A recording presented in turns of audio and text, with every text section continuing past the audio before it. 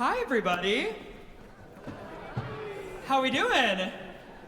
Good. My name is Nick, and I am a composer and conductor, and I'm one of the conducting fellows with the Queer Urban Orchestra. Woo!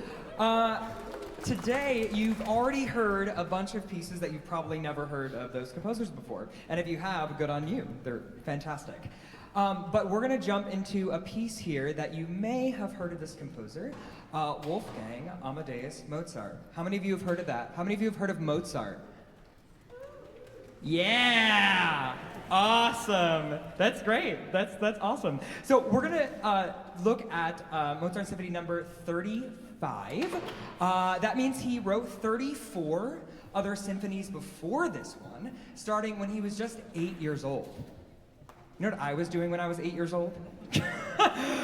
And many of you, I'm sure you're well on your way to writing your own symphony as well, as you will be doing today, right? This is your first step in that journey. So we're going to take a look at how Mozart composed this by breaking down this piece a little bit and looking at all of these different sections. So Mozart was known mostly for his melodies, and he wrote in this style called cantabile, which means that many of these melodies during the classical era were very sung-like. And one of those melodies that he gave was to the violin ones. So let's take a look at that.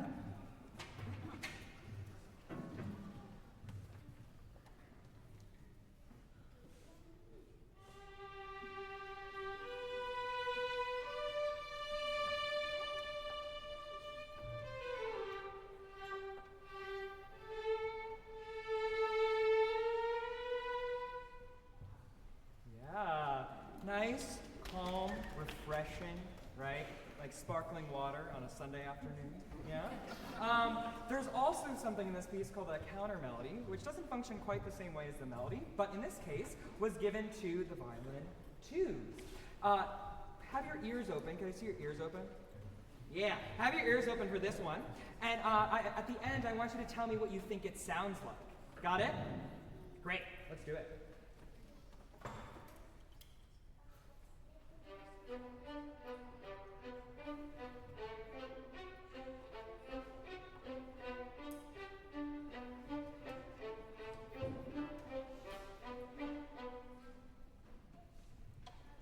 What does that sound like? Sounds like nothing. What does it sound like? What does it make you think of? Yeah. Footsteps. Yeah, okay. You got it. Any other ideas?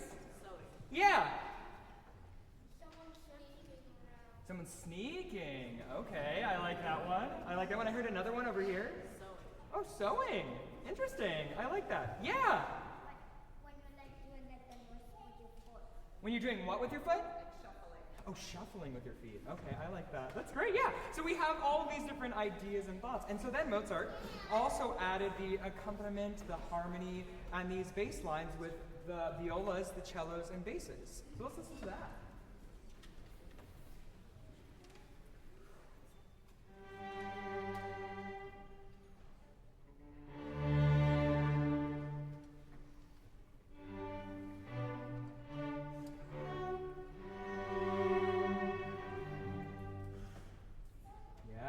Notice how he left space at the beginning so that you could hear all of the melody from the violin ones and the violin twos. And then we add some horns and we add some winds as well to give it some texture and some color. And now we're going to play through the whole thing so you can hear how it all works together. Yeah? Let's do it.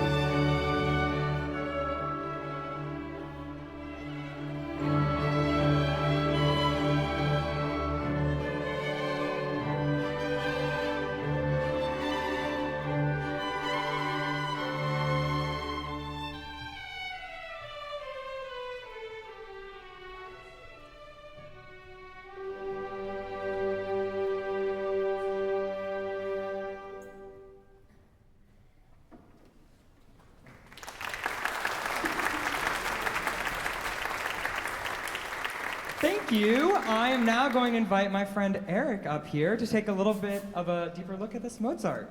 Eric.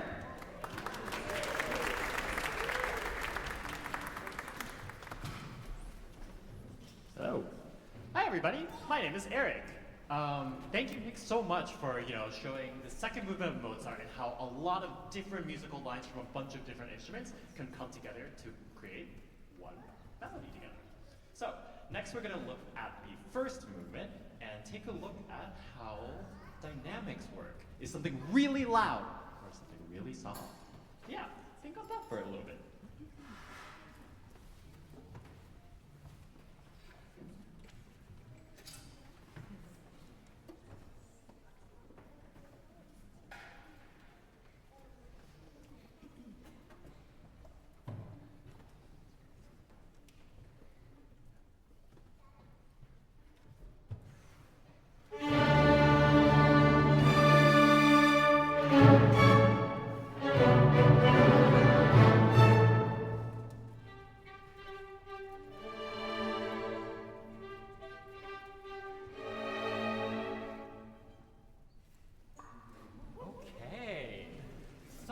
Okay, everybody, what did you hear in that first part?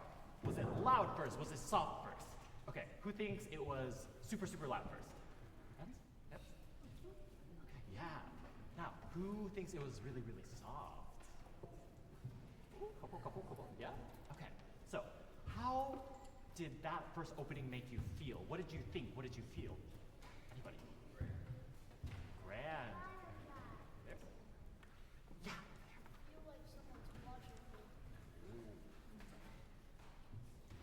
Someone's watching you. Okay, any more ideas? Yeah, right there. Ooh, butterflies, nice and delicate, really, really cute. Okay, I love those ideas. Okay, so this time we heard Mozart go from really, really loud to really, really soft. Anything from really like dark and watching you to something really delicate and really gentle like a butterfly. So let's flip it up and think again. What does this make you feel in the next part?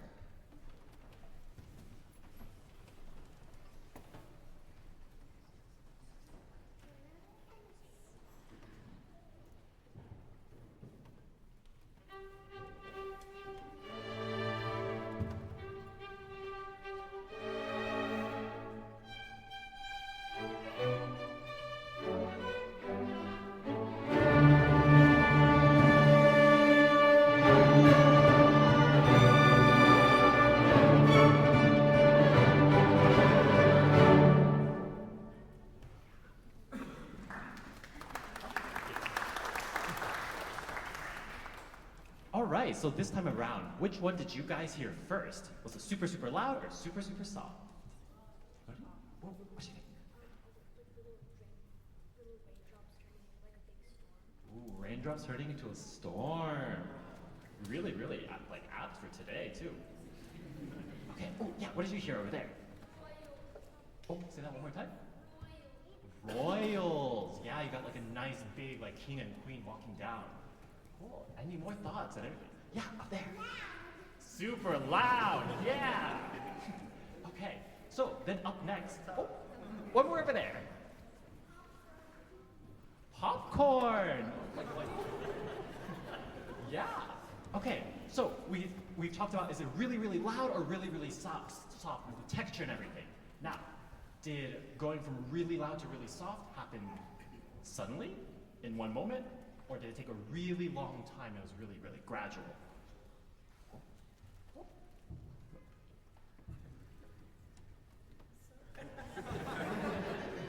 Well, so this is a little bit to think on, because you can make these decisions if you want the music to change from really loud to really soft suddenly, like we did here, or if you want it to grow and shrink over time. So yeah, when you're writing your piece later, think on what these things make you feel and what you want to choose to do with this music. So yeah, we'll play a little bit more of the Mozart now.